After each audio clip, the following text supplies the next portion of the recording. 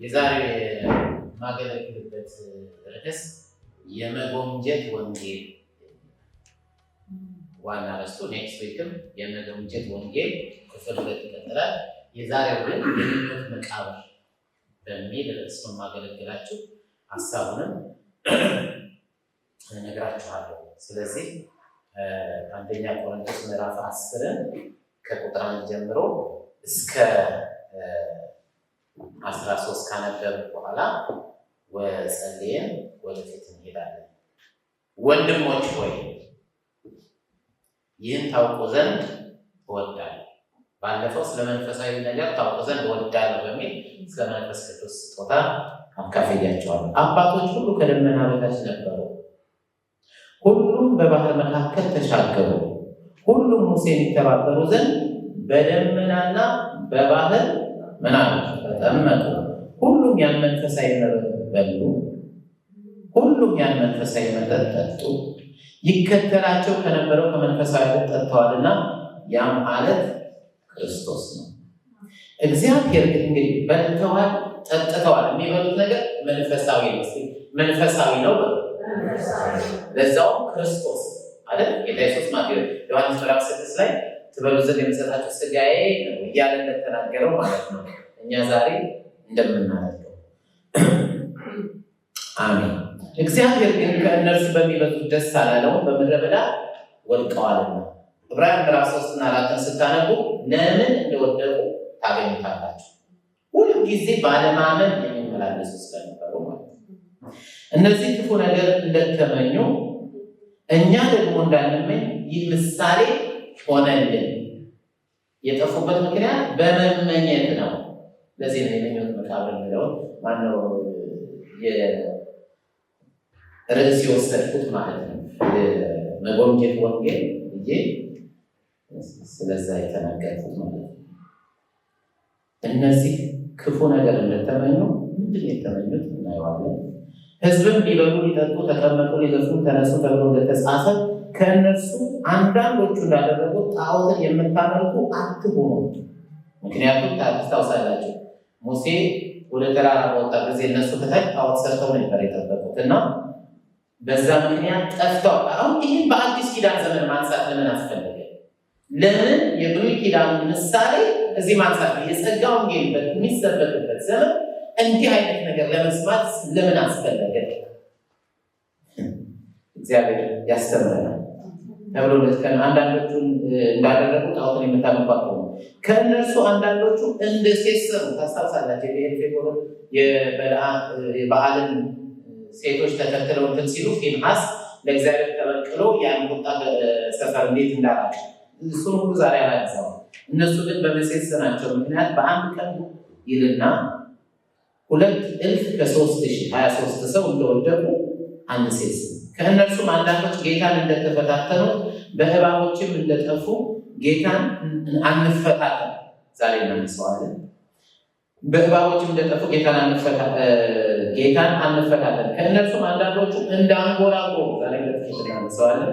በሚጠፋው እንደጠፉ አታንጎራጉ።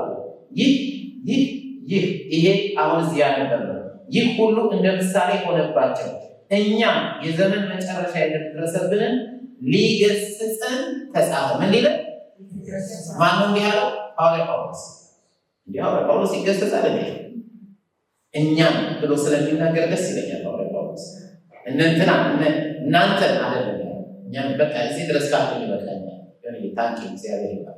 ይህን ትምህርት ያዘጋጀሁበት ምክንያት ብናገረው ደስ ይለኛል።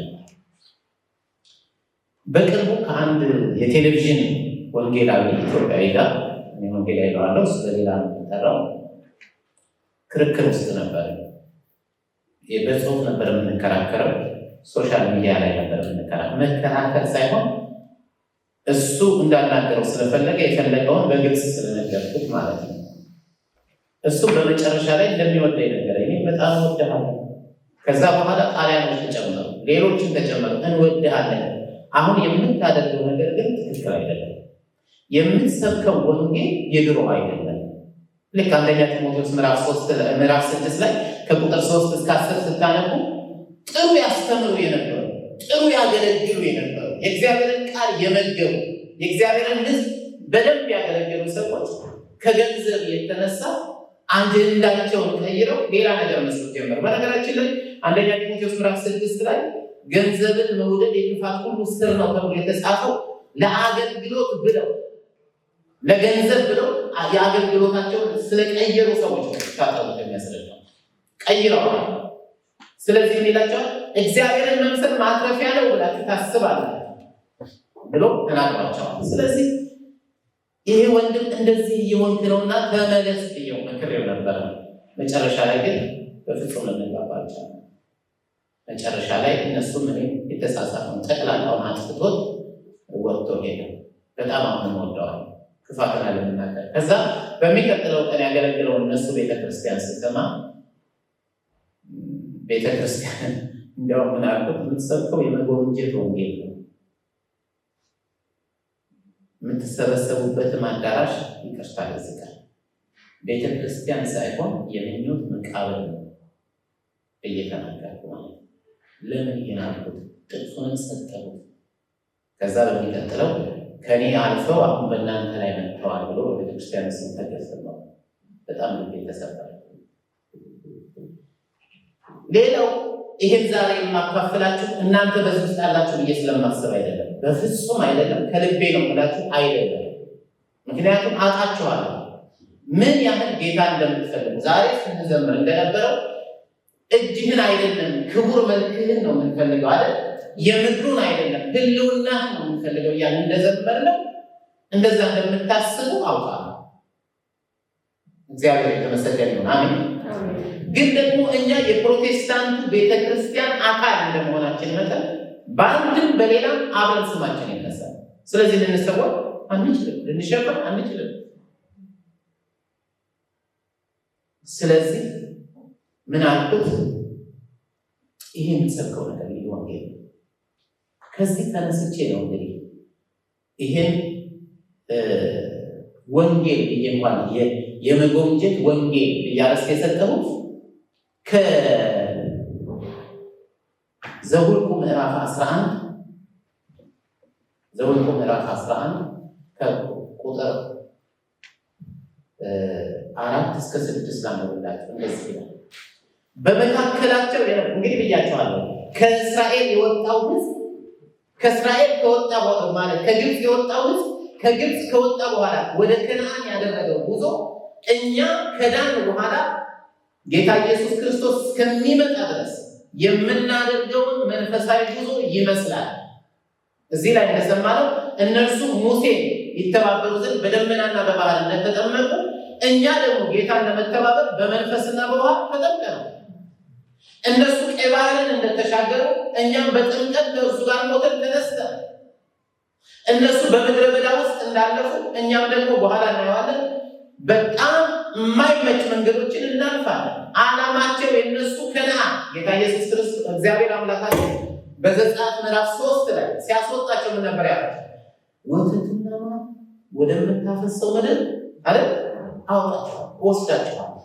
እኛስ ከሰማይ የምትመጣ አዲሲቷ ኢየሩሳሌም የተባለች ከሰማይ ስትወርድ አየሁ ብሎ ዮሐንስ የጻፈልን አዲስ ሰማይና አዲስ ምድር አለ።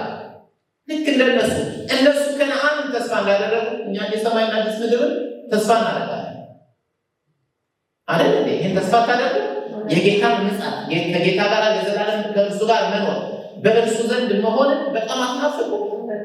እኔ በጣም ምጽአት እግዚአብሔር አምላካችን ስሙ ይባላል። ስለዚህ ምን አላቸው እዚህ ላይ በመካከላቸው የነበሩ ልዩ ልዩ ሕዝብ እጅግ ጎመጁ። ምን አሉ? ጎመጁ። በውስጥ እኛ ሰፈር ጎመጁ የምትባል ልጃለች። ጎመጁ እንዳላወጣላት ነው። አሁን አሜሪካ የምትኖረው ጎሜ ያቋራምቷት ይሆናልና ጎመት ስሟ ጎመጁ እና እጅግ ጎመጁ። የእስራኤል ልጆች ደግሞ ያለቅሱ ነበረ። ምን ነካቸው? የምንበላውን ስጋ ማን ይሰጠናል? በግብፅ ያለ ዋጋ እንበላ የነበረውን አሳ፣ ዱባው፣ በጤፉን፣ ኩራቱ፣ ቀይ ሽንኩርቱ፣ ነጭ ሽንኩርቱ ምን እንላለን? እናስባለን። እግዚአብሔር ከግብፅ አውጥቷቸው ወደ ከነዓን እየወሰዳቸው እነሱ የሚያስቡት የሚበላ የሚጠጣ ነው። አሁን ግን ሰውነታችን ደረቀች፣ ዓይናችንም ከዚህ መና በቀር ምንም አታይም። ጎመጁ። እስቲ ጎመጁ በሉ። እጅግ ጎመጁ። ለዚህ ነው የመጎምጀት ወንጌል ያሉት። ምክንያቱም የመጎምጀት ወንጌል የሚባል ነገር የለም። አንዳንዴ የለም፣ የልጁ የኢየሱስ ክርስቶስ ወንጌል ነው። ግን አንዳንዴ ልዩ ወንጌል ሲመጣ ሐዋርያው ጳውሎስም ስም አውጥቶለታል። ታስታውሱ እንደሆነ ገላትያ 1:6-9 ላንብብላችሁ። በክርስቶስ ጸጋ እናንተን ከጠራችሁ ከእርሱ ወደ ልዩ ወንጌል እንዲህ ፈጥናችሁ እንዴት እንዳለፋችሁ ይደነቃለሁ። እርሱ ግን ሌላ ወንጌል አይደለም። የሚያናውጣችሁ የክርስቶስን ወንጌል ሊያጣምሙ የሚወዱ አንዳንዶች አሉ እንጂ ማለት ጠማማ ወንጌል ነው ማለት ነው። ስለዚህ ልዩ ወንጌል ብሎ ተራው። ነገር ግን እኛም ብንሆን ወይም ከሰማይ መልአክ ከሰበክሁላችሁ ወንጌል የሚለይ ሌላ ወንጌል ቢሰብኩላችሁ የተረገመ ነው። አስቀድመን እንዳልኩ እንዲህ ያለው አሁን ሁለተኛ ላለው ከተቀበላችሁት የተለየ ማንም ቢሰብክላችሁ የተረገመ ነው። ይሄን ያለው ጳውሎስ። ስለዚህ ጳውሎስን ያን ወንጌል ምን ብሎ ጠራው? እነዛ ሰዎች የሚያስተምሩትን ኑፋቅ ወንጌል ብሎ ጠራውና ነገር ግን ወንጌል አይደለም አለ። እኔም እንደዛ ነው። ነገር ግን የመጎምጀት ወንጌል የሚባል የለም። ግን በቤተ ክርስቲያን እየተሰበከ ስለሆነ ሐዋርያው ጳውሎስ የዚያን ጊዜ በገላትያ የነበሩ ሰዎች በጸጋ ድናችኋል ብሎ አስተምሯቸው ሄደው ሳለ መጡና ከኢየሩሳሌም የወረዱ አዚም አደረጉባቸው። አይ ስራ ካልተጨመረበትማ አድኑም አሏቸው። ሐዋርያው ጳውሎስ በጣም ተናደደ። ምን አይነት ወንጌል ይሄ? ልዩ ወንጌል ነው ብሎ ጠራውና እንዲያው ልዩ ወንጌል የሚባል ነገር የለም። ይሄ አንዳንድ ሰዎች ምን የሚያናውጧቸው የክርስቶስን ወንጌል ሊያጣምሙ የሚወዱ አንዳንዶች ስላሉ ወንጌል ያመጡባቸው ብሎ ነገራቸው።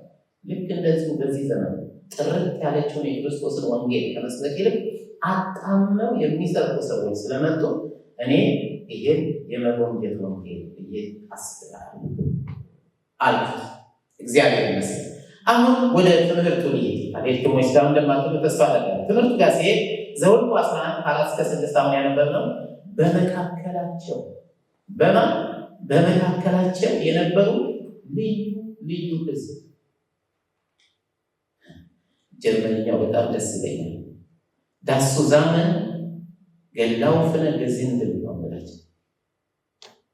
እስራኤል ከግብፅ በወጣ ጊዜ እስራኤላውያን ያልሆኑ እግዚአብሔር ግን በግብፅ ያደረገውን ያዩ የእስራኤልን አምልኮ ማነው የግብፅን አምልኮ የግብፅን ጣዖት ሰባብሮ ተዋግቶ ሲያወጣ ስላዩ ይሄማ ያዋጣል ብለው የወጡ ሰዎች ናቸው። ከማን ጋር? ከእግዚአብሔር ሕዝብ ጋር። እነሱ የእግዚአብሔር ሕዝብ ናቸው አይደሉም፣ ድብልቅ ሕዝብ ናቸው። መጥተው በእግዚአብሔር ሕዝብ መካከል የተጨመሩ ድብልቅ ሕዝብ ናቸው። ስለዚህ ምን ይላቸዋል? በመካከላቸው የነበሩ ልዩ ልዩ ሕዝብ ሆኖቹ የእስራኤልን ልጆች ደግሞ ከነሱ ጋር አብረው ሰዋሉ በመካከላቸው ስላሉ እነዛ ግብፅ ነበረው ምናምን ሲሉ እስራኤላውያንም ልክ እንደው ብፌ ቀርቦላቸው እነሱ ከባርነት ነው አለመጡት ከምኑ ጋንሳ ዛሬ እንኳን እንዳይት ያረቁ ምናምን እያሉ የበሉ አስመሰሉት። እነሱ ራሳቸው ጭቃ እየረገጡ ጡብ እየሰሩ እንዲያው ዘጸአትን ሲጀምር ምንድን ነው የሚለው? ዮሴፍን የማያውቅ ንጉሥ ተነሳና ጭቃ ሲያስቦካቸው ገለባ ራሳቸው ፈልጎ አምጡ ሲላቸው ሲቀጣቸው ሲረግጣቸው እንዳልነበረ በመካከላቸው የመጡት እነዚህ ግን ከግብፅ የመጡት ድሮ እነሱ ዱባ ስጋ ሲሆኑ የነበሩት እነሱ ሲያስቡ የአባይ ስጋ እነሱ የኒል አሳ ምናምን እያሉ መጎምጀት ጀመሩ። ዓላማቸው ወደፊት መሄድ። አሁን ግን የተያዙት በምን? ስለዚህ ከዚህ በመካከላቸው የነበሩ ልዩ ልዩ ሕዝብ ተብሎ እንደተጻፈው ዘጸአት ምዕራፍ 12:38 ላይ ስታነቡ ዘጸአት 12 ላይ ነው የወጡት። ፋሲካ አድርገው የወጡት አይደል? ሙቀቱ ጸጣ አድርገው የወጡት አይደል? ዘጸአት 12 ላይ ሲወጡ ግን ምን ይላል እግዚአብሔር ቃል? ቁጥር 38 ደግሞ ሌላ ሕዝብ ድብልቅ ሕዝብ መንጎችና ላሞች እጅግ ብዙ ከብቶች ከእነርሱ ጋር አብረው ወጡ ይላል። ስለዚህ ሌላ ህዝብ ናቸው። እነዚህ የእግዚአብሔር ህዝብ አይደለም፣ ከእግዚአብሔር ዘንድ አይደለም። መጥተው የተደባለቁ ናቸው። ምን ስላዩ? በግብፅ እግዚአብሔር ያደረገውን ተአምራትና ድንቅ ስላዩ። ከእግዚአብሔር ወገን አይደለም። እነዚህ ሰዎች ከተመቻቸው እግዚአብሔርን ከመሳደብ ወደኋላ ዘሌዋውያን ላይ ምን ይላል? 24 ከ10 እስከ 11 ያነባሉ። ቶሎ እያልኩ ነው። አባቱ ግብፃዊ የነበረ የእስራኤላዊት ልጅ በእስራኤል ልጆች መካከል ወጣ። አባቱ ምን ነበረ? ግብፃዊ ነው። እናቱ እስራኤላዊ። ይህ ሰውዬ በእስራኤል መካከል ወጣና የእስራኤላዊቱ ልጅና አንድ እስራኤላዊ በሰፈር ውስጥ ተጣሉ። የእስራኤላዊቱ ልጅ የእግዚአብሔርን ስም ሰደበ። እግዚአብሔርን ከመሳደብ ወደኋላ ተደባልቀው ወጥተዋል። እንደፈለጉ የሚናገሩ ናቸው። በቤተ ክርስቲያን ማለት በእስራኤል መካከል ውስጥ ነው፣ በእግዚአብሔር ሕዝብ መካከል ውስጥ ሆነው እንደፈለጉ የሚኖሩ እንደፈለገ የሚናገሩ ሰዎች ናቸው። ይህም ከማለት አይመለሱ። አሁን ታዲያ እነዚህ ሰዎች ከግብፅ የወጡ ሰዎች ይበሉና ይጠጡ የነበረውን እያሰቡ ሲጎመጁ፣ መጎምጀት ማለት ምን ማለት ነው? በመፈለግ ስሜት መቃጠል ማለት ማለት በቃ ሰው ሲያወራችሁ ስጋ ብቻ ማሰብ ዱባ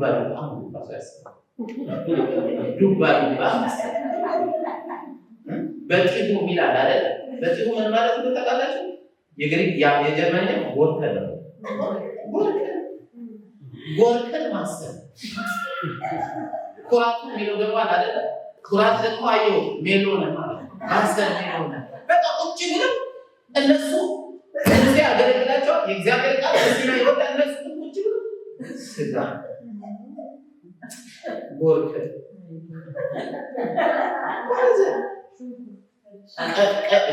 ቀይ ሽንኩርት፣ ነጭ ሽንኩርት በጣም የሚያሳዝን ህዝብ ነው።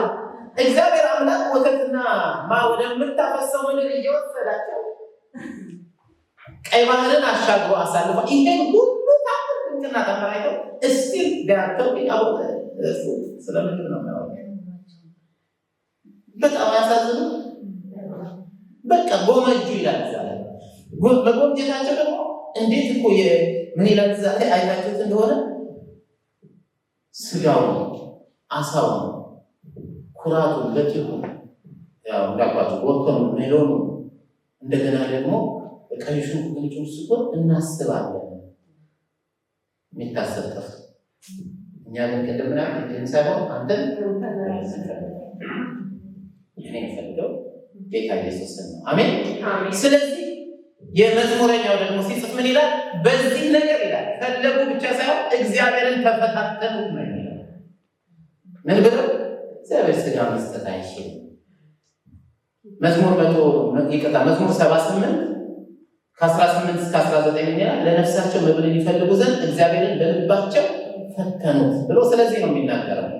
እግዚአብሔርን እንዲህ ብለው አሙት። እግዚአብሔር በምድረ በዳ ማዕድን ያሰናዳ ዘንድ ይችላልን? እግዚአብሔር ነው ይሰጣል። ከዛ ቀጥሎ ወጣነው እሱ ግን የመላእክትን ምግብ ሰጣቸው። ይሄን እየሰጣቸው እነሱ ግን አይ ከዚህ መና በቀር የምናየው ነገር የለም ብለው መናገር ጀመሩ። እንደገና መዝሙር 106 ከ11 እስከ 15 በምድረ በዳ ምኞትን ተመኙ፣ በበረሃም እግዚአብሔርን ተፈታተኑት፣ የለመኑትን ሰጣቸው፣ ነፍሳቸውን ግን ነው የሚለው ክሳት እንዳደረጋቸው የሚሄዱት ልክ እግዚአብሔርን የሚፈልጉት ምን የሚበላ ምን የሚጠጣ ይሰጠኝ ሆነ የሚል የመጎምጀት ነገር ወመጁ አይደል የሚለው የመጎምጀት ነገር። እንግዲህ እንዲህ አይነት ተደባልቀው የወጡ ሰዎች በመካከላቸው ስለነበሩ የእስራኤልንም ሕዝብ ምን አስተማሩ? ቀስ በቀስ መጎምጀት አስተማሩ። እነዚህ በቃ ለጥቅማ ጥቅም የሚሄድ የእግዚአብሔርን ሕዝብ ምን አስተማሩ? መጎምጀት። የሚወራው ስለ ምግብ፣ የሚወራው ስለ ገንዘብ፣ የሚወራው ስለ መጠጥ፣ የሚወራው ስለ ቤት፣ የሚወራው እንደዚህ ዘመን ስለ መኪና። ከዛ በኋላ ስብከቱ ዛሬ እግዚአብሔር በመካከላቸው የሚጎበኛቸው ሰዎች አሉ እንደሚባል ምን ማለት ነው? የሚሰጣቸው ስጦታ ስብከት፣ ኢየሱስን መግለጥ፣ ኢየሱስን ማሳየት፣ ኢየሱስን በሕዝቡ ልብ ማስረጽ ሳይሆን ኖርማሊ የሚቀበሉትን እንዲያወሩ ማድረግ ነው። ከዛ በጣም የሚያስገርመኝ ዘጸአት ምዕራፍ 16 ከ2-3 ድረስ ይላል። አነብላችኋለሁ። የእስራኤል ልጆችን ማህበር ሁሉ በምድረ በዳ በሙሴና በአሮን ላይ ምን አሉ? አንጎራጎሩ። የእስራኤልም ልጆች ይህ ጉባኤ ሁሉ በረሃብ ልትገድሉ እኛን ወደዚህ ምድረ በዳ አወጥታችኋል። በስጋ ምንቸት አጠገብ ተቀምጠን ምንቸት አብሽ ሲበሉ የሰነበት መስል በስጋው ምንቸት አጠገብ ተቀምጠን እንጀራ ስንበላ ስንጠግብ ሳለን በግብፅ ምድር በእግዚአብሔር ምነው በሞት ማለት ጀመሩ። ያለፉበትን ባርነት ረስተውታል። እግዚአብሔር ነፃ እንዳወጣቸው ረስተውታል። ማንጎራጎር የጀመሩት የዛን ቀን አይደለም፣ ከዚያም በፊት ዘጸአት 17 ላይ አንበቡት። እንደዚሁ በምግብና በመጠጥ ምክንያት እግዚአብሔርን አንጎራጎር፣ ሙሴንም አስደንግጠው የሚበላ የሚጠጣ ስብከት ሁሉ እንደዛ ይመስላቸው። በኋላ እግዚአብሔር አማለለ። እንግዲህ ያሰጣቸዋል፣ የሚበሉትን እሰጣቸዋል አለና ዘኍልቍ 11 ላይ ከ31-35 የሚተስማው ጽፌ ላለው መሰለ። ነፋስም ከእግዚአብሔር ዘንድ ወጣ፣ ከባህርም ድርጭትን አመጣ። የአንድ ቀንም መንገድ ያህል በዚህ የአንድ ቀንም መንገድ ያህል በዚያ በሰፈር ላይ በተናቸው ማለት ስጋ ማለት ነው። በዚያም በሰፈሩ ዙሪያ ከፍታው ከምድር ወደ ላይ 2 ክንድ ማለት ነው 1 ሜትር ማለት ነው 2 ክንድ ነበረ። በዚያም ቀን ሁሉ በሌሊትም ሁሉ በነጋውም ሁሉ ሕዝቡ ተነስተው ድርጭትን ሰበሰቡ ማለት ወፎች ናቸው። ስጋውንም ገና በጥርሳቸው መካከል ሳለ ሳያንኩትም የእግዚአብሔር ቁጣ በሕዝቡ ላይ ነደደ። እግዚአብሔር ሕዝቡ በታላቅ መቅሰፍት እጅግ መታ። ለምን? ምክንያቱም የመጎምጀት ጸሎት፣ ሌላ ነገር የላቸውም። እግዚአብሔርን ከፈታተኑት ቢላ ሳይቻቸዋል አይደል? በቃ እግዚአብሔር መስጠት ይችላል። አሁን መስጠት ይችላል ተመልከቷልና እግዚአብሔር መታቸው ይላል። የጎመጁ ሕዝብ በዚያ ተቀብረዋልና ስላለቁ የጎመጀው በሙሉ በዚያ ስለሞተ ነው ተቀብረዋልና የዚያ ስፍራ ስም የምኞት መቃብር ተብሎ ተጠራ። ምን ተብሎ ተጠራ? የምኞት መቃብር። የጎመጀ ሕዝብ በዛ ተቀብረ። ሕዝቡ ከምኞት መቃብር ወደ ሐጼሮት ማለት ሰፈር ማለት ነው፣ ወደ ሌላ ስፍራ ይሄዳል። እግዚአብሔር አምላክ የሰጣቸውን መና በጉዞ ላይ ስለነበሩ በጣም የሚያስፈልጋቸው እሱ ነበር። ያ መና ነበር የሚያስፈልጋቸው። ምክንያቱም ስጋ ቢበሉ መዋጋት ይችላሉ፣ ቦርጭ በቦርጭ ነው የሚሆኑ። መጓዝ ይችላሉ፣ አይችሉም። እነሱ ብፌ ሊቀርብላቸው ነው የሚፈልጉት።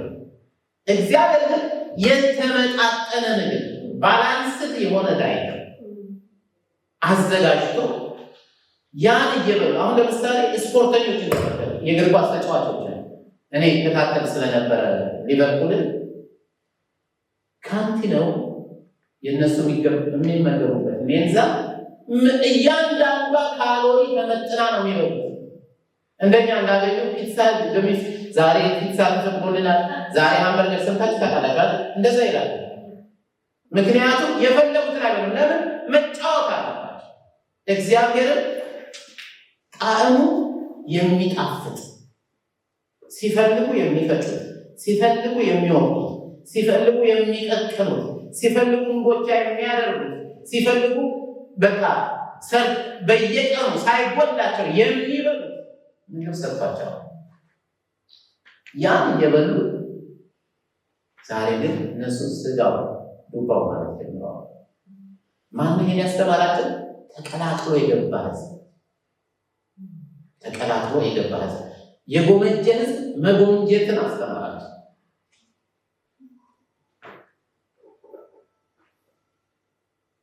ስለዚህ እግዚአብሔር በየቀኑ ራሽናቸውን እየሰጠ በየቀኑ ማለት ነው። ዓርብ ብቻ ነው 2 እጥፍ የሚያሰበስቡት፣ ቅዳሜ ሰንበት ስለሆነ በየቀኑ የሚበሉትን እየሰጠ የሚያስፈልጋቸውን እየሰጠ እግዚአብሔር አምላካችን በምድረ በዳ ይመራቸው ነበረ። ዘኍልቍ 10ን አሁን ተናግሬዋለሁ። ዘኍልቍ 11 ከ7 እስከ 10 ያለው መናው እንደ ድንብላል ዘር ነበረ፣ መልኩም ሙጫ ይመስል ነበረ። ሕዝቡም እየዞሩ ይለቅሙ ነበረ፣ በወፍጮ ይፈጩት ነበረ፣ ወይም በሙቀጫ ይወቅጡት ነበረ፣ በምንቸት ይቀቅሉት ነበረ፣ እንጎቻ ያደርጉት ነበረ። ጣዕሙም በዘይት እንደተለወሰ እንጎቻ። እግዚአብሔር አምላክ አሁን እኛ ለው ሌላ እንመኛለን። ብዙ የተቸገረ ሰው ስላለ ሙሴም ሕዝቡ በወገኖቻቸው ሰው ሁሉ በድንኳኑ ደጃፍ ተቀምጦ ሲያለቅስ ሰማ። ዋት ድሮ ሙሴ ከድንኳኑ ወጥቶ ወደ መቅደሱ ሲሄድ፣ መቅደሱ ከሰፈሩ ውጭ ነው አይደል የሚተከለው። ወደ መቅደሱ ሲሄድ ሕዝቡ በሙሉ ወጥቶ ሙሴ ድንኳኑ እስከሚገባ ድረስ ይመለከት ነበር። ድንኳኑ ሲገባ ደግሞ ለእግዚአብሔር ክብር ይሰግዱ ነበር አይደል? ዘጸአት 33 ላንብብላችሁ ቁጥር 10 ላይ አሁን ያየነው ሰው ሁሉ በድንኳኑ ደጃፍ ምን ይል ነበር? ሲያለቅስ ነበር። ምን እያለ የሚያለቅስ ይመስላችኋል? ስጋ እያለ ቦከን እያለ ያለቅሳል። እስከ ዛሬ ግን የሚደረገው በዘጸአት 33 ከ8 እስከ 10 ሙሴ ወደ ድንኳኑ በሄደ ጊዜ ሕዝቡ ሁሉ ይነሱ ነበር። እያንዳንዱ በበሩ ላይ ቆሞ ከድንኳኑ ደጃፍ ቆሞ ሁሉም ይነሳል። እያንዳንዱ በድንኳኑ ደጃፍ ይቆም ነበር። ሙሴም ወደ ድንኳኑ እስኪገባ ድረስ ይመለከቱት ነበር። ሙሴም ወደ ድንኳኑ በገባ ጊዜ የደመና ዓምድ ይወርድ ነበር። ምን ማለት ነው? እግዚአብሔር ክብር ይመጣ ነበር። በድንኳኑ ደጃፍ ይቆም ነበር። እግዚአብሔር ሙሴን ይናገረው ነበር። ሕዝቡም ሁሉ የደመናውን ዓምድ በድንኳኑ ደጃፍ ሲቆም ያየው ነበር። ሕዝቡም ሁሉ ተነስቶ እያንዳንዱ በድንኳኑ ደጃፍ ምን ይል ነበር? ይሰግድ ነበር። አሁን ግን እንደዛ አይደለም። ሙሴ በሚያልፍበት ጊዜ ሕዝቡ ሁሉ ቆሞ ሙሴ ድንኳን ውስጥ እስከሚገባ ተመልክተው፣ የእግዚአብሔር ደመና ሲወርድ ተመልክተው እግዚአብሔርን አክብረው የሚሰግዱ ሰዎች ዛሬ ሙሴ ሲያልፍ የሚያዩት ይሄ ሁሉ ቀርቶ የሚነፋረቅ አይደል? ቁጥር 10 ላይ ቅድም ያነበብነው ሰው ሁሉ በድንኳኑ ደጃፍ ሲያለቅሱ ሰማ። እስከ ዛሬ እንደሚያደርጉት እግዚአብሔርን የሚያከብር ሳይሆን ሁሉም በየድንኳኑ ማለት በየቤቱ አልቃሻ ሆነ። ለምን? ስለጎመጁ። ለምን ጎመጁ? የተደባለቀው ሕዝብ መጎምጀት አስተምሯቸው። ለዚህ ነው ቅድምም እያለው አስፈጭቻለ መጎምጀት ወንጌል ያህዌ ንሲ እግዚአብሔር ዓላማዬ ነው ብሎ የወጣው ሕዝብ አሁን ዓላማዬ ወርከ፣ ዓላማዬ ስጋ፣ ዓላማዬ ይባል ነው።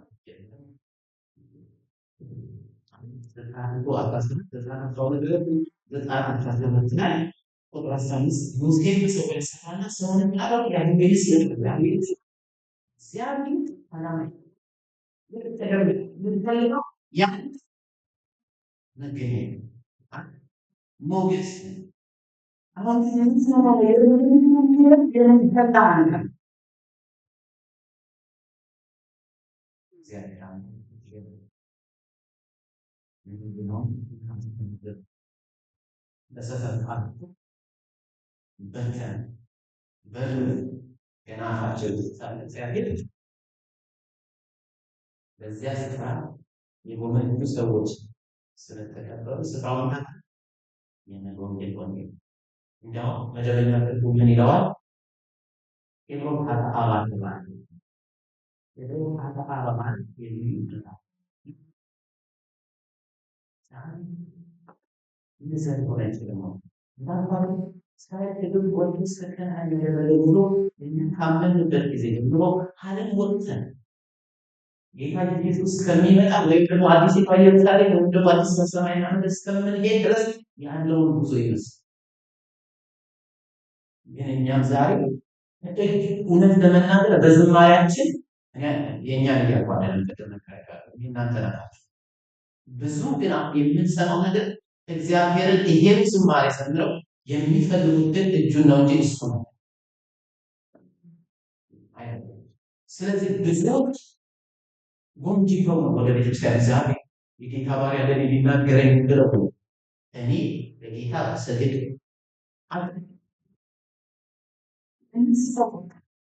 ምዕራፍ 11 ከተደረጋቸው በሁሉ አስር ኪዳናትን ሰውን ፍቅር የገለገሉ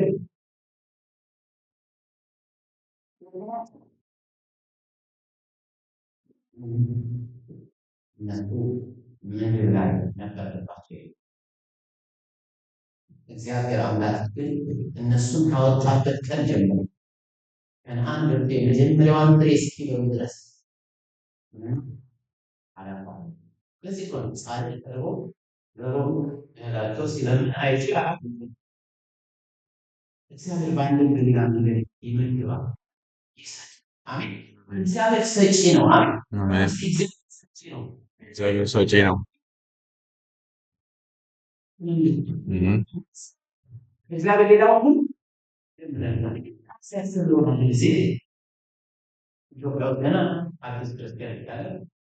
ይህን ቃል ያስተማሩት ወሬ ምናሉት ሄዳችሁ ልብስ ብትገዙ ፌስታሉን ስጠኝ ብቻ ብላችሁ አትሄዱ። ፌስታሉ አብሮ የሚሰጥ ነው አይደል? ስለዚህ አሁን እኛ የለየን ያለ ፌስታሉና የሚጨመር ልብሱን ስለዚህ እኛ ክርስቶስን የራሳችን ካደረግን ይሰጣል። እግዚአብሔር እኮ ያስብልን እግዚአብሔር ኢያሱ 12 ላይ በነጋው ከምድሪቱ ፍሬ ከበሉ በኋላ መናው ተፈጠረ። ኢያሱ ታውሳችሁ ፍሬን ሲል መናው መቼ ተጀመረው? 40 ሳነቡ የእስራኤል ልጆች ወደሚኖሩባት ምድር እስኪመጡ ድረስ 40 ዓመት መና በሉ። ወደ ከነዓን ምድር እስኪመጡ ድረስ መና በሉ። እግዚአብሔር አቋርጦ ግን በምድር ህይወት እንዲሆንላቸው የሚገልጹ ዓላማቸው ሰማይ እግዚአብሔር ስም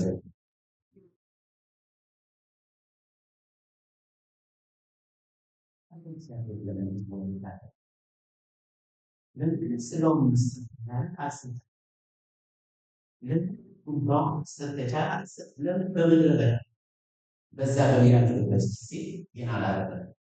መልሱን ራሱ ሞቴ ለዳግም ያለውን ዋርቱን ይዞ እስኪያስረዳቸው ተዳግማ መጨረሻ ላይ የእግዚአብሔር ንግግር ማለት ለምን እግዚአብሔር ብሎ ሲናገር ዘዳግም 8:5-4 ዓመት በሕይወት እንድትኖሩ እንድትረሱ እግዚአብሔር ለአባቶቻችሁ ወደ ማንላቸው ምድር ገብታችሁ እንድትወርሱ ርስት ሊሰጣችሁ ተመለከተ። ዛሬ ለእናንተ የማዘው ትእዛዝ ሁሉ ታደርጉ ዘንድ ተጠበቁ። አምላካችሁ እግዚአብሔር ይፈትንህ ዘንድ በልብህም ያለው ትእዛዙን ትጠብቅ ወይም አትጠብቅ እንደሆነ ያውቅ ዘንድ ሊያስጨንቅህ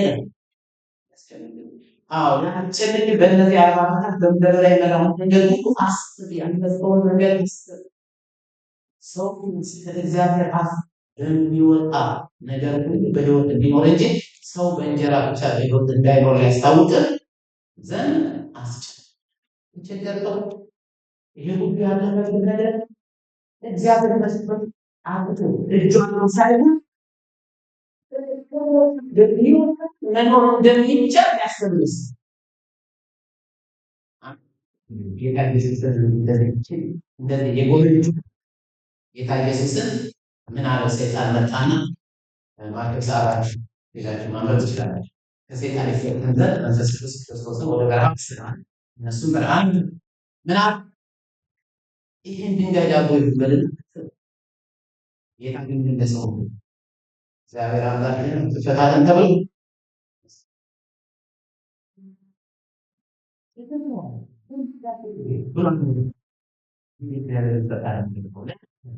ሰው እግዚአብሔር አፍሪ ነው ታታችን በልጅ በእንጀራ ብቻ አይኖርም ተብሎ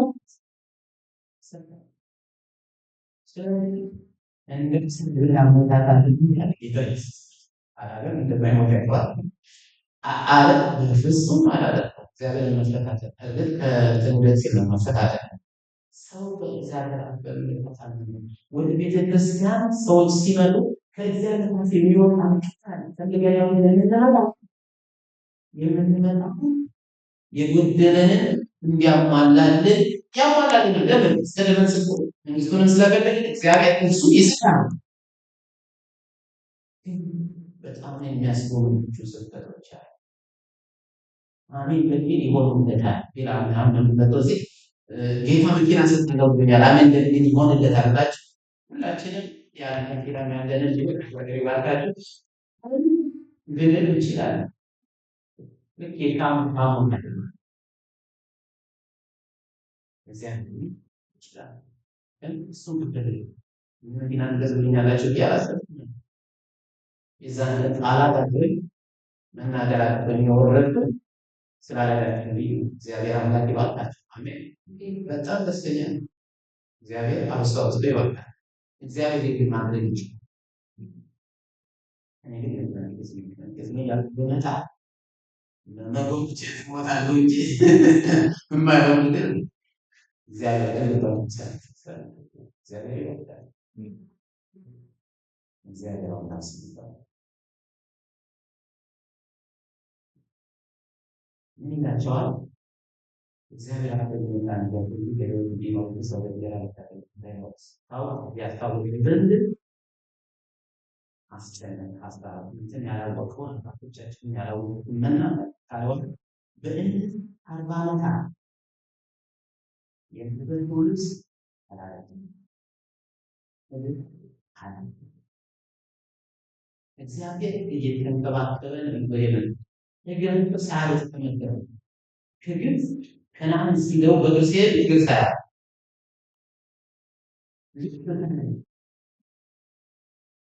እግዚአብሔር ሰው የሚያስፈልገን ሁሉ የሚያውቅ እግዚአብሔር በሚያስፈልገን ሁሉ የሚያስፈልገን ይሰጣል። ያለው የሚፈልገው አሜን። ኪዳን እንግዲህ በእኛ በዚህ በአሁን ባለው ዓለም ከዓለም ወጥተን ወደ ተስፋይቱ ሀገር ወደ አዲሲቱ ሰማይና ምድር ወደ አዲሲቱ ኢየሩሳሌም ስንገሰግስ እኛም ከዓለም ጌታ ያወጣን። ቆላስይስ ምዕራፍ 1 ላይ ምን ይላል? እርሱ ከጨለማ ስልጣን አዳነን ይልና ቤዛነትን እርሱንም የኃጢአትን ስርየት ወዳገኘንበት ወደ ፍቅሩ ልጅ መንግስት ምን አለ? አፈለሰን ይላል። የፈለስን ህዝብ ነን። መንገድ ላይ በፈርስት ሴንቸሪ ክርስትና ተብሎ ከመጠራቱ በፊት መንገድ ተብሎ ነበር የሚጠራው። ታሪክን አንብቡ። ሐዋርያ ጳውሎስም ይላል እኔም ይህን መንገድ ለማሳደድ አለ ወረቀት ከበላዮች ተቀብዬ እስከ ሶሪያ ድረስ ሰዎችን አስሬ ለማምጣት ነበር። ምን ለማለት? ይህን መንገድ ለመቃወም ነው። መንገድ ነበር የሚባለው ክርስትና።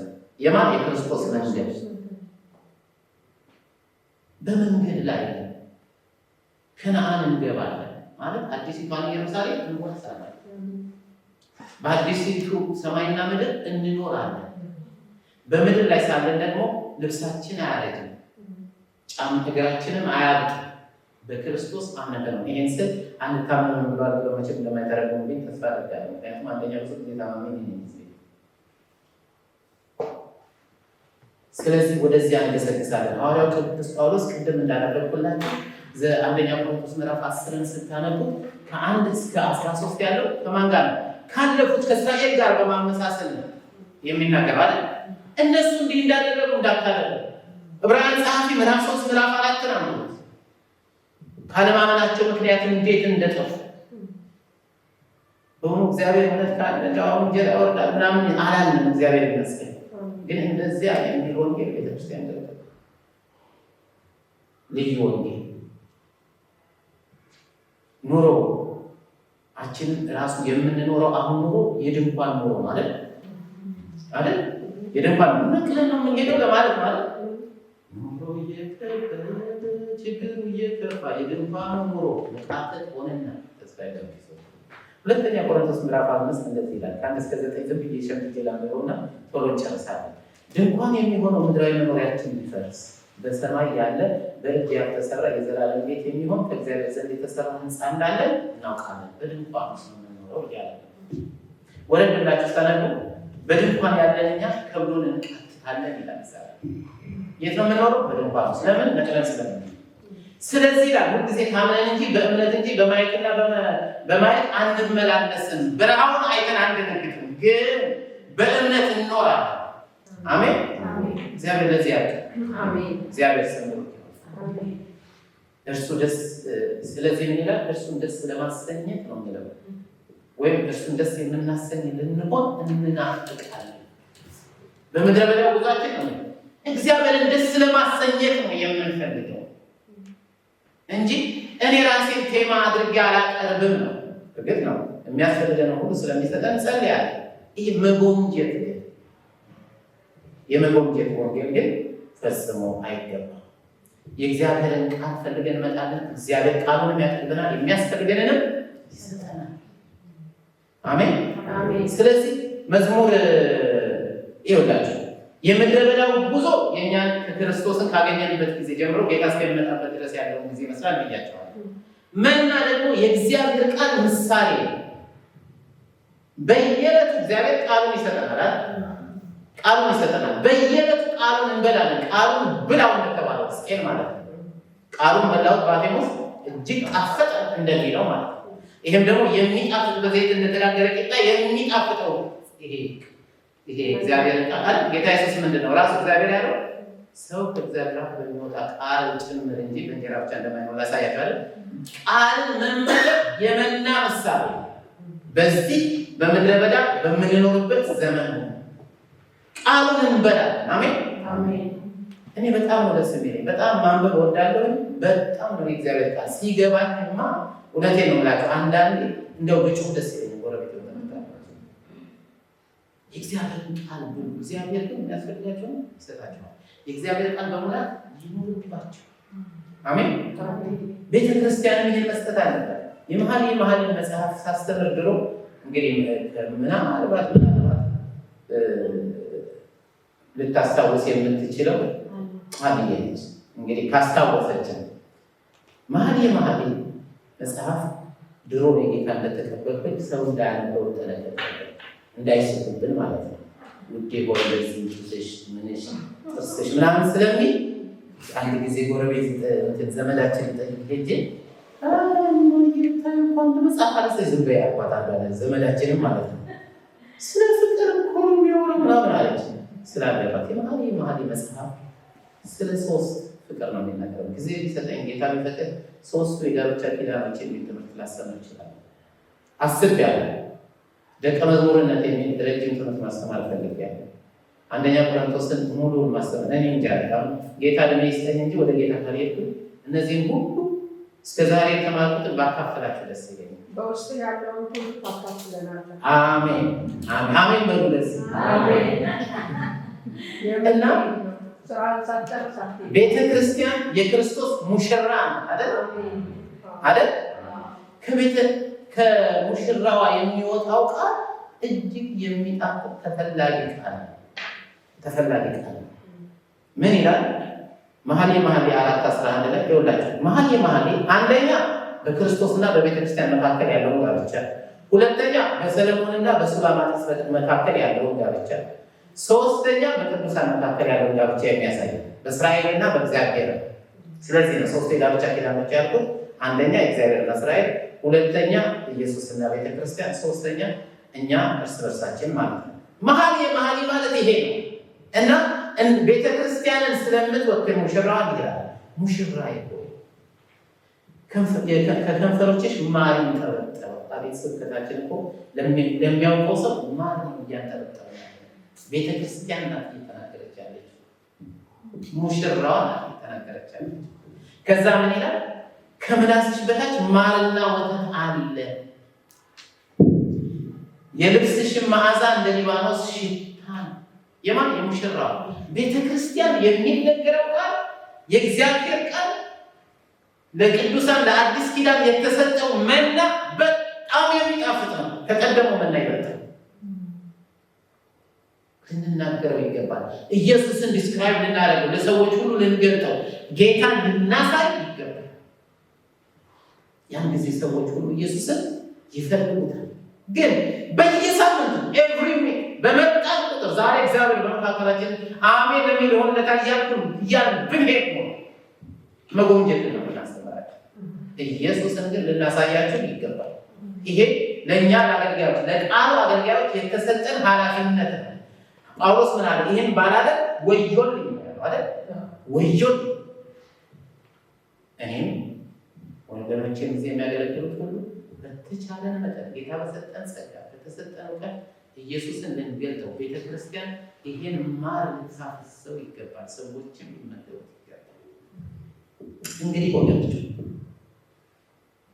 እግዚአብሔር ለኛ ያስባል። አንደኛ ጴጥሮስ ምዕራፍ 5:7 ላይ ምን ይላል? እግዚአብሔር ስለ እናንተ ያስባልና የሚያስብላችሁን ሰው ሲያስቡ እግዚአብሔር ከዛ ሰው ይበልጣል። እግዚአብሔር ስለ እናንተ ያስባልና የሚያስጨንቃችሁን ሁሉ ምን በሉ በእርሱ ላይ ጣሉት። ከዛስ በኋላ ወደፊት መንገዳችሁን ተጓዙ። ክርስቶስን ከውስጣችሁ ሊያወጣ የሚመጣ ማናቸውም ጥቅም ከእናንተ ይራቅ። እነዚህ ብልጽግና ወንጌል አስተማሪዎች ያው አንዳንዶቹ ይቅርታ ጠይቀዋል። አይ ዋዝ ሮንግ የሚለውን መጽሐፍ ያነበበ ሰው አለ? ጂም ቤከር ነው የጻፈው። የብልጽግና ወንጌል በጣም ካፋፋሙት መካከል ነው። ግን እሱ አይ ዋዝ ሮንግ ካለ በኋላ ትምህርቱ ግን ተስፋፋ። የቃልነት የሚባል ስብከት፣ የቃል አወጣልሃለሁ ቃል አውጭልኝ የሚባል ነገር እግዚአብሔር ካልፈቀደ እኔ በምመኘውን ሁሉ ብናገር ላይሆንላችሁ ይችላል። እግዚአብሔር ከፈቀደ ግን እኔም ባልናገር ሊሆንላችኋል። አሜን። ስለዚህ ይሄ የቃል እምነት የሚባለው ወደኛ ከመጣ በኋላ በጣም ብዙዎችን መጎምጀት አስተማረ። ይሄ ነገር ሲጀምር 25 ዓመት በፊት ኔጌት ኤንድ ክሌሜት የሚባል ትምህርት ነበር። ስሙን ጥራና የኔ ነው በል። ትዝ ይላችኋል? ህንፃው የኔ ነው፣ መኪናው የኔ ነው። በቃ መጎምጀት ብቻ ውስጣችን ያስገባል።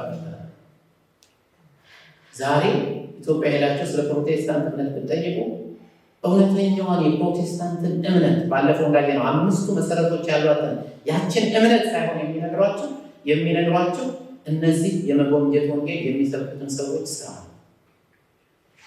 እግዚአብሔር ምሕረት የሚያደርግላቸው አሜን። በእውነት እግዚአብሔር ይቅር ይበላቸው። ብዙ ነገር ነበረ ጊዜ ስለሌለ ነው የተውኩት። ስለዚህ እንግዲህ አለ ጌታ ኢየሱስ ሲናገር ማቴዎስ 6 ላይ ምን እንበላለን፣ ምንስ እንጠጣለን፣ ምንስ እንለብሳለን ብላችሁ አትጨነቁ። ይህስ ሁሉ አሕዛብ እንዲያስፈልጋቸው አይደል የሰማይ አባታችሁ ያውቃልና። ነገር ግን አስቀድማችሁ የእግዚአብሔር መንግሥት ጽድቁን ወደዚህ ስንመጣ ጽድቁን ፈልገን ሰዎች ሁሉ ክርስቶስን ፈልገው ወደ ጌታ ቤት ይመጡ። ድብልቁ ሕዝብ ያመጣብን እነዚህን መጎምጀት ያስተማራቸው ድብልቁ ሕዝብ ነው አይደል? እስራኤል አይባልም። እኛም ጋር ሁሉም ጴንጤ ነኝ የሚለው ሁሉ እውነተኛ ክርስቲያን ነው ብዬ አላምንም። ድብልቅ ሕዝብ በጣም ብዙ አለ። ያ ሕዝብ ደግሞ መመኘት ይወዳል። ምድራዊ ነገር ነው። ሐዋርያ ጳውሎስ ምን አለ? እንደምን ይበቃኛል ብዙ ባላወራ። ምንድን ነው ያለው? ሆዳቸው አምላካቸው ነው። ፊልጵስዩስ 3 ላይ አለ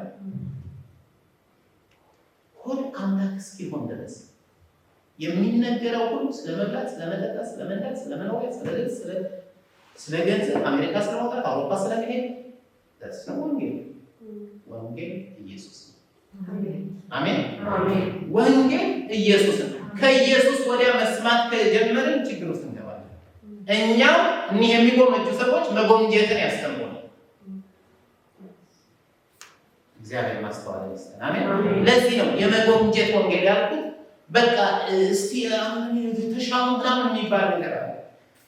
በጣም የሚገርመኝ ነገር እግዚአብሔር ሳይሰጠኝ ሽሚያምድ ከሰጠኝ ደግሞ እውነት እንዳውም እግዚአብሔር ሰኒን መባረክ ቢፈልግ እኔ ቃል ማውጣት አያስፈልገኝም። በአድራሻዋ የምትፈልገውን የጸሎቷን መልስ ይሰጣታል። አሜን። እግዚአብሔር የምትፈልጉትን በአድራሻችሁ ይስጣችሁ። የዛሬውን ስብከት እግዚአብሔር ያጸናው ዘንድ እግዚአብሔር አምላክ በሚያስፈልጋችሁ ነገር ሁሉ ይባርካችሁ። አሜን። ይህን የምንፈልገው ኢየሱስን ዓላማችን ያህዌን ሲሉ እነሱ እንደወጡት ዓላማችን እግዚአብሔር ነው። ዓላማችን ኢየሱስ ነው። ዓላማችን አዲሲቷ ኢየሩሳሌም፣ ዓላማችን አዲስ ሰማይ ነው። አሜን። ይህን ስንፈልግ እግዚአብሔር ሁሉ ይሰጠናል። የእግዚአብሔር ስም ብሩክ ይሁን። የእግዚአብሔር ስም ብሩክ ይሁን። አሜን። እንጸልይና እንጨርሳለን።